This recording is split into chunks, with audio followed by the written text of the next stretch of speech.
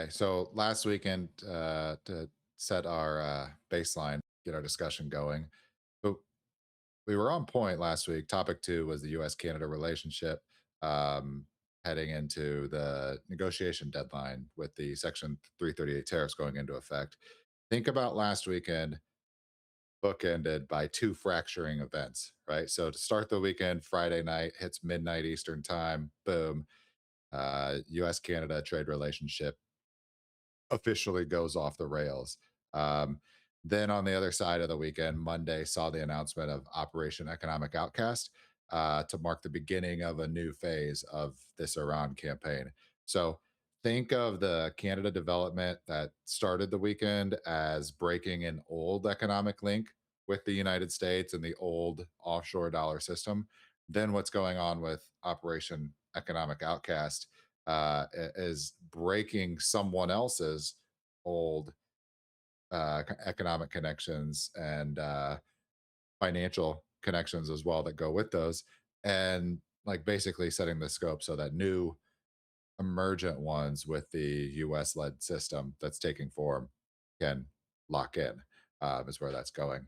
So, just for background here, this Operation Economic Outcast, just for history's sake, um, it actually is an exercise of authority or executive branch power from Executive Order 13902 from back way back when to set your um, to get your bearings right. This was COVID era. This was January 2020. So if you remember what was going on during this time, before lockdowns, before you know QE mega pumps, before CARES Act, all that craziness that um, turned a lot of us into mush. Um, this was going on. So behind the scenes, all of the big picture was actually starting to take shape.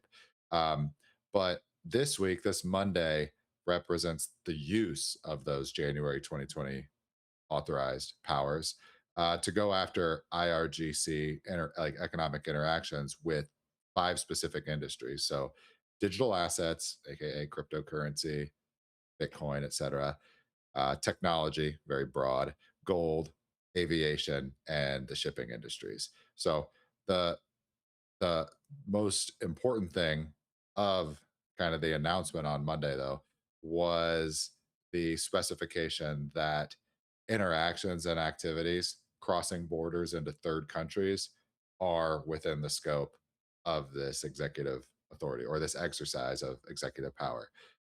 So if a business or individual is in practice helping Iran or the IRGC flavor of Iran or that power structure with sanctions evasion or just other state survival attempts from a third country, you're now in play. We'll get to that in a couple of sides. So, one thing that I caught, and I think this was in the headlines because if it captures attention, right? If it bleeds, it leads. Secretary Bessent used the metaphor in calling this or describing this operation as an economic D-Day. And whenever I hear him or other notable figures use these blasts from the past and pull them forward, want to one think about what does that actually represent? Because when we say it's D-Day, sometimes we just say it and we don't think about what the thing was. Um, so remember that D-Day and like in effect was an invasion operation from the US and UK side of the Allied powers. I guess you could say France as well, like an internal resistance. They helped, like give them a pat on the back for sure. But you could say the Allied powers establishing a beachhead into Europe. And then from there, they kind of move in and the operation turns into a supply chain and logistics operation like into the enemy's interior, and then like that disruption is kind of the war effort. So you get into like General Patton's ground campaign to march, once you establish the beachhead on Normandy, then it turns into an 11-month campaign to like a race to Berlin. Um, so you think about this, you call this economic D-Day, right? You think about, all right, the last 6 months, 9 months. It actually goes back to June of 2025, right? The Battle of Fordow and Natanz, as we called it on an episode back then. Much fewer followers and people watching, but we were talking about this in June, and then also the financial kind of uh, complement to those kinetic attacks, the bunker busters, et cetera.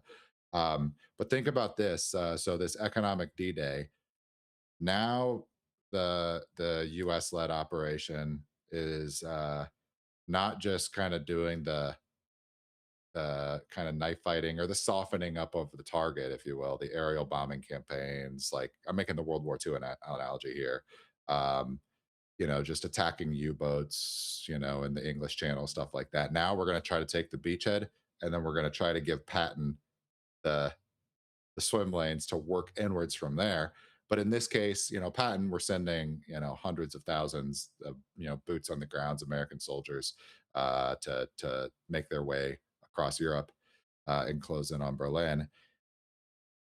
Don't expect that to be the case this time around. It's a beachhead economic D-Day. We've established the grounding, the fundamentals, all of that. You've encircled the oil industry and then the front, layer of financial institutions. Now we're going like deeper into the real economy, and that's what these five industries represent. Is how I read it. So that economic D-Day analogy, I think, gives us some indication of what to expect from here. This isn't going to be a fast process by any means, and don't expect this to be overnight. This is why people with the shouting, we saw up front, like, oh, this administration thought this would be over in 3 days. It's like that's absurd. Like these things are like highly mechanical. These things, I mean, military economic operation, like what do you call it, fifth generation warfare, like World War II wasn't one of the. There's no possible way that this thing was going, like anyone with a reasonable expectation, in the briefing room would have thought that this would only take a weekend. That's absurd. All right. Hey, Oh yeah,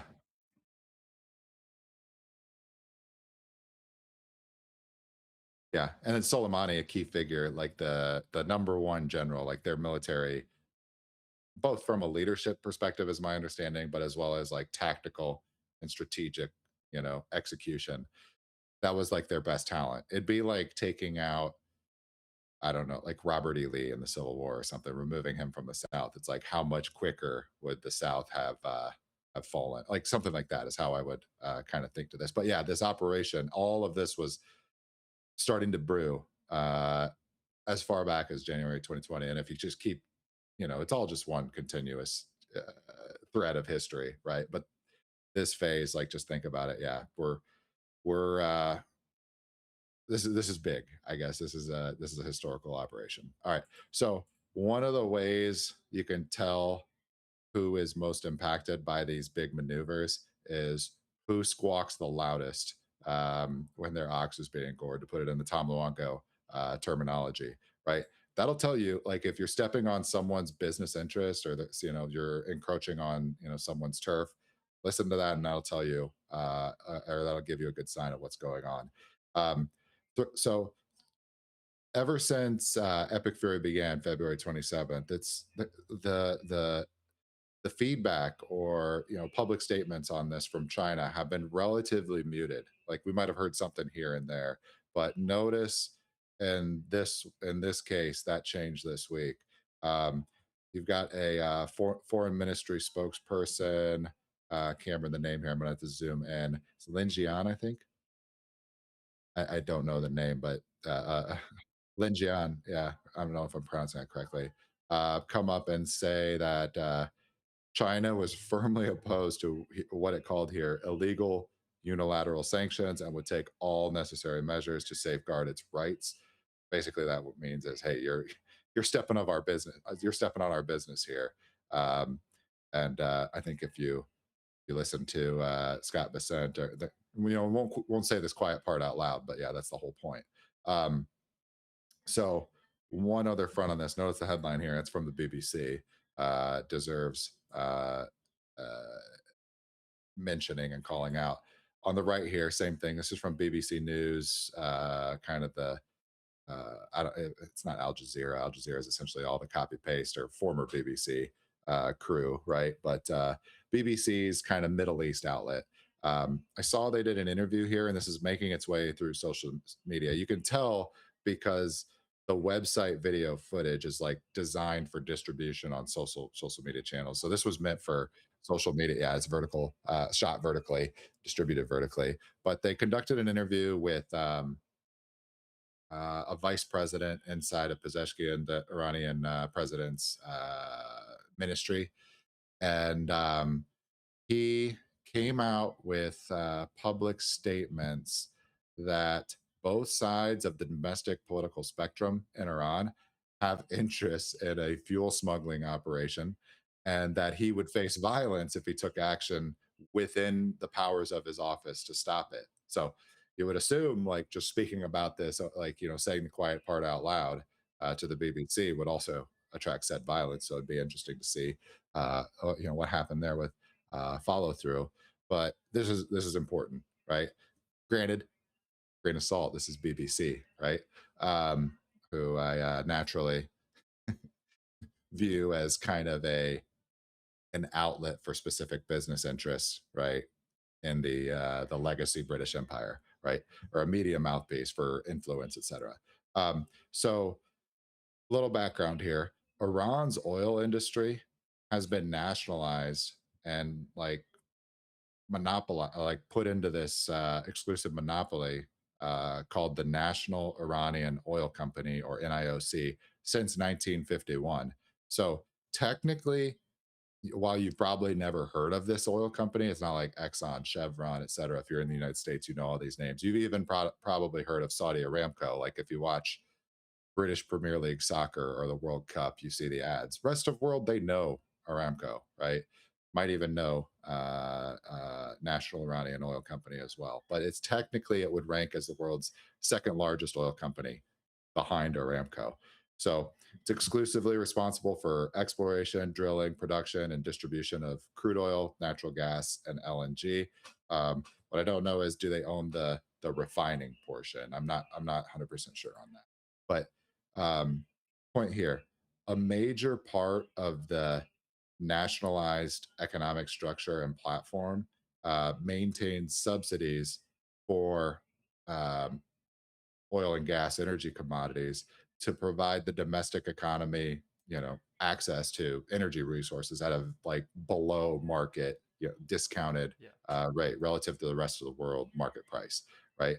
Um, so the kind of the elephant in the room that we're kind of touching on the dark, or feeling out in the dark here, that this administration official in the BBC interview is getting at, suggests that there's some you know sophisticated logistics, and some would probably say criminal operation, um, that arbitrages the spread between that heavily discounted domestic energy prices for the people and businesses of the like local Iranian economy, and then sells them externally at the black market prices. That while they're still lower than say the market quoted rates of WTI or Brent crude, because you're still taking a discount here. This is hot oil, right? You're not Right. supposed to be doing this. Yep. You're still making fat profits by running this scheme if you can bring in all the right people into the operation to you know grease all the wheels, and everybody's happy. So this is where we start to see the rubber meeting the road with Operation Economic Outcast, potentially. If China's squawking the loudest is like a suggestion or an indication that they might be a beneficiary on the other end of these supply chains, or economic value chains. Um, just expect this to keep, like, this story will escalate further as we see the next weeks and months roll out. Um, Secretary Bessent did mention on Monday a major financial institution would be sanctioned by the end of this week. So probably comes after market close on Friday, just to avoid uh, trading disruption, and volatility. But you see a lot of people calling for, oh, this will be a Canadian bank, et cetera. It's like, no, it's not going. Like unlikely, in my opinion, to be a major Canadian bank. You've got bonds that are owned by cross-border capital firms, U.S., et cetera. If you do something there, um, you're going to take undesired, collateral damage in the blast Sure. radius. Yeah. A bank that would make sense would be something involved in exactly these kind of trade networks that Operation Economic Outcast is going or is addressing. And the one I've seen in my research showing up at the top of the highlights is Bank of Kunlun, a Chinese bank that really operates in the Xinjiang province, which is where the Uyghur population and all of that, the we just call it the I don't know, the Uyghur genocide, Uyghur forced labor, all of that can that topic that kind of peaked with Daryl Morey speaking out in what was that, 2019, I 2020? want to say Uh, 2019. Yeah. yeah, he got slapped down by the Western media. Don't talk about this, and really, no one's made any like no notable figures that I can think of on the top of my head have stuck their neck out after what they saw. The blowback that Daryl Morey got faced with. Hey, don't rattle the apple carts here. Don't step on existing business or uh, you know shake things up there. You're barking up the wrong tree. So that's the one I think we're watching. And if you think about the trade flows, you're moving from Iran up in through like Central Asia, their border countries, Turkmenistan, Afghanistan, Pakistan, et Right. cetera. Somehow, some way, those supply chains would be traversing and making their way into the interior, potentially unfounded. We're going to find out. But the kind of the hunch is that those supply lines make their way into western, like the interior provinces of China, where certain local populations are, I guess, forced into low, lower than market wages. I don't know that whole topic. We won't unwrap the whole present at this point, but I think that's where this it looks like the puck is going here with the Operation Economic Outcast front. So we'll continue to watch that in the Yeah. weeks and months ahead. We'll see if we get the that development, that follow through on the credible threat that Secretary Bessent dropped at the press conference on Monday to announce the opening of this new operation. Got it. Yep. And so now we're going to move on to this next topic here, which relates in the sense that there's this broader framework that we've been talking about, this move towards the stablecoin dollar, and obviously that prize of those U.S. Treasuries, this entire ecosystem around these stablecoin dollars is going to be extremely important to just the global financial system, but also here locally, domestically within the United States, to our own banking system, right? And so we've mentioned before that most of these banks, the ones here I've highlighted, Bank of America, Wells Fargo, Santander, etc., any of those big commercial names that you've probably heard of already, have been pushing very heavily against allowing stablecoins to offer things like interest, right? It looks a little bit too much like a bank deposit, and if you're 100% backed, you offer interest in your stablecoin. I think it, stands to reason customers might start asking, well, why am I parking my dollars with the bank in that situation then, right? I have more utility from these stablecoins. And so there's been a lot of lobbying going on. This Wall Street Journal article it claims to have exclusive insider information on this, but essentially several banks have banded together to start to create their own stablecoin issuer.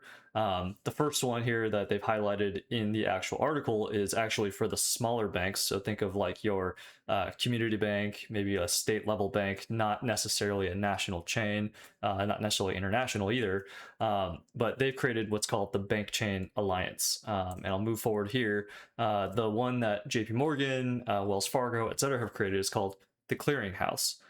Interesting names, but essentially, if you look at who's actually owning or participating in each of these alliances or consortiums, on the left here, again, Bank of America, Barclays, BMO, Deutsche Bank, like these are all the names household names that we all know and have heard for many decades. And then on the bank chain alliance, it's almost a question of which states are not in this yet. I wish I had pasted in a map where I've highlighted in which ones are in versus out, but as you can tell, this is the majority of states.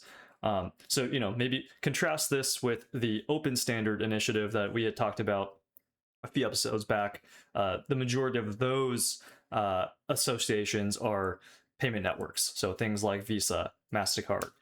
So if you're thinking about this from the perspective of all of these different banks, payment networks, etc., deciding, okay, we've maybe lost this fight against stopping the proliferation of stablecoins. Now the question is, how do we ensure that we're a part of the narrative moving forward, right? And so very clearly, you see these large commercial banks coming together saying we need to band together, make something. The smaller banks doing the same, payment networks doing the same. So it remains to be seen. Will Circle, will Tether still survive in this kind of this future state where stablecoins are the norm?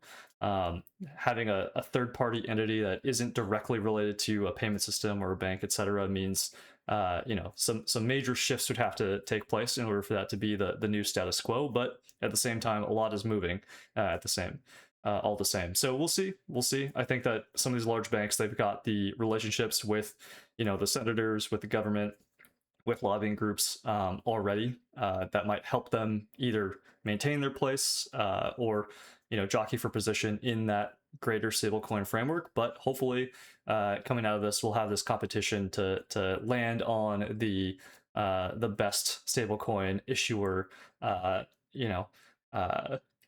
Alignment or issuer entity formation that creates the most value for consumers down the road. Matt, I'm curious if you have any other thoughts on kind of what you see Yeah. happening here. So the dog not barking that are a strong tell on the Bank Chain Alliance members listed here. Notice no California representation and no New York Good call representation. out. I think Yep. that's a tell. That's a tell. Who's going? Who's going to try to run this themselves as one mega node, and they feel they don't have to share the pie, maybe versus the other the other states, small, mid, regional competitors, not necessarily like representing a large financial industry on their own. So they're banding together here, is how it is. No, Illinois, not on that list as well. Yep. Noticeable call out. And then second, just on the competition showing, it's like number one, you saw if you go back the article, I don't know if we left it in. Yeah, two slides up. Notice we went from they mentioned here August. These same executives, months ago, quarters ago, et cetera, saying they had early doubts that whether there would be much demand for them. Them here is stablecoins, dollar stablecoins. And then instead, I'm on the left side of the page. Yep. Instead, these banks banded together. We're talking banks here, the mega banks, to launch a tokenized deposit system, right? So yeah, you can see this competition shaking out. As we've discussed before, the stablecoin dollar under the Genius Act is really a tokenized T-bill, and it's locked in. It's law of the land. And so there's some concession. Hey, it's not just going to be a tokenized deposit liability, which in the case of Genius Act stablecoin dollar, the thing being tokenized is it's an asset, but it's a liability asset. It's an obligation of the U.S. Treasury, short term, non-coupon bearing, et cetera. It's a discount bill versus the bank's vision. They as recently as this year, they were still pushing this tokenized deposit framework, which is hey, you log into your JP Morgan app, your Wells Morgan app, whatever, Wells Fargo app, and you just see your account balance. That's a bank deposit. It's a pure liability of your banking institution. So to law of the land, you've got to operate within Genius. You've got to be a token. Like if you're going to issue a stablecoin dollar, you're going to have to reserve one-to-one Treasury bills on the back end. That one seems like a settled legal foundational platform. We have a law of the land now. And then the question, Cameron, you're like, all right, who's going to win, who's not? If you remember the show in the early or mid 2010s, Silicon Valley on HBO, right? The writer, was Yep. it Mike Judge, right? I want to say, yeah. really entertaining show, funny plot lines. A lot of it is held up well, but if, I like the opening, call it the opening credits, opening sequence, where you just see this kind of city being built, and it's just like, oh, this company's coming up here. It's Netscape, and then like, oh, that's coming down, and that building's growing, the Yahoo building's growing, and then it gets taken over by the Verizon building. It's we're going to be in that process, and in Silicon Valley's case of the show, it was representing 20 years, from the dot com era bubble up until the mid 2010s and all the growth and creative destruction, the competition, all of that. I think stablecoins will be, very much the same thing. It's hard to see exactly how it plays out, but you just what will play out here. It'll be the new dollar infrastructure. There's going to be winners and losers. It's an open competition. And it's going to be fun to watch here these next, let's say, 10 years or so. All right. And the Agreed. last one we'll get into the Jackson Hole Symposium. We don't have much leeway on or lead on this. In prior years, you would have the full agenda kind of posted out weeks in advance. It's like, all right, 9 a.m. coffee, and then 9:30 we get into opening remarks, and then 10 a.m. this economic researcher from whatever this college is going to present this paper, and then we'll have Q&A on that, whatever. They didn't give us that full Q&A, and my point there is if you see the whole agenda, you can kind of group them together and see what the The discussion trends is, or and yeah, what's on the docket here. What is the Fed trying to do?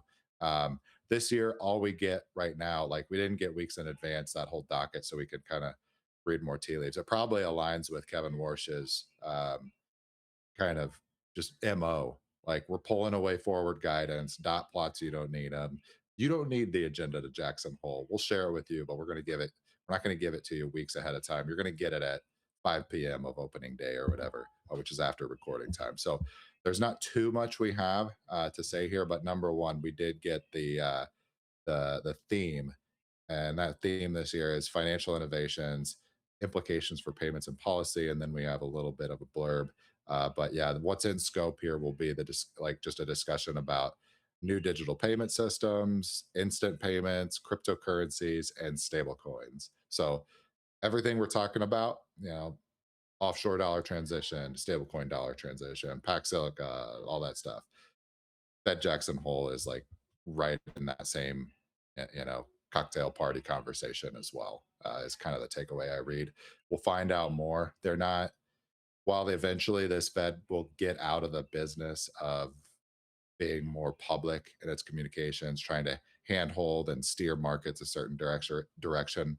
It's very clear the Kevin Warsh Fed wants to get out of that business and just get the Fed back to being a lender of last resort, like the classic Walter Badgett central banking, not this kind of monstrosity that, let's say, like 20th century Greenspan, Bernanke kind of operators highly tur- active, very turn in the yeah. thing into. Yeah, Yeah.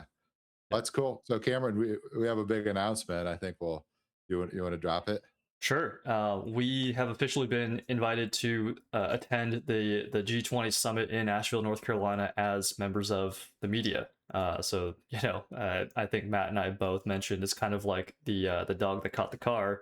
Matt's kind of outlining his framework and his thesis around what's happening, kind of connecting the dots between all of his headlines. And we mentioned in last week's episode that we really do view this Asheville meeting as one of those critical points in history that's going to go down in the retelling of the story of how the stablecoin dollar has emerged. So really excited to be there. I think we don't have a hard set plan yet on content, what we're going to be doing, etc. But what we do know is that we're going to be doing our best to try to record things, take notes, ask questions, get interviews, and then post those all up on X, on YouTube, and anywhere else. I think the question really just remains for us, Matt, is who can we actually get to interview if we Yeah. can get anybody at all, and then making sure that we make the most of the exercise to build the relationships out and hopefully attend more of these and put all those different headlines and narratives together for our audience here in a Yep. way that's understandable. Yep. So we'll still do the short form episode next Thursday. We'll be back home by then. But yeah, maybe Monday through Wednesday, we'll deliver multiple, let's say, not these full week kind of summaries of the week in review and updating the latest chapter in this big picture, transition that we're living through. Maybe a lot more of like 5 to 10 minutes, like of each key kind of like segment of the schedule and what was presented, and get that across, as well as individual interviews, who gives us time, etc. We'll bring those to you, but yeah, you might be getting more kind of shorter videos, interviews next week on this channel than the just once a week update. And then yeah, just the background on this. I don't expect this summit to be this isn't Bretton Woods where like the new system is locked into place, but it is a key meeting point when all of the finance ministers, treasury secretaries, et cetera, and then central bankers are coming in as well for the last day of the summit. Um, but it's part of that process of working towards that big thing. So like World War II, if Bretton Woods was like cementing in the new structure, there were preceding meetings, to get to that point. This is one of those key ones on that track. I think with Mindprint Hash, we have a well-defined swim lane. If you're listening here, means you probably want a little bit more big picture perspective, a lot more signal. You appreciate the history and you appreciate the new technologies that are going to enable this next, monetary order to, establish itself, and will land on uh, a new defensible monetary structure to hopefully build a thriving economy on for a 21st century. But yeah, part of that discussion, the ball will move forward in Asheville next week, so we'll be there to cover it for you. So with that, Cameron, let you take it from there. And Yeah, well, before we let everybody go as well, I just want to point out, we keep discussing the kind of this Canada, US, kind of this new framework emerging and all of that. And Matt was on TFTC with Marty Ben. So he did I believe it's almost 2 hours, hour 45, something like hour that. 30, hour 40. Yeah. Hour 30, hour 40. So go watch that if you want a deeper dive into that topic specifically.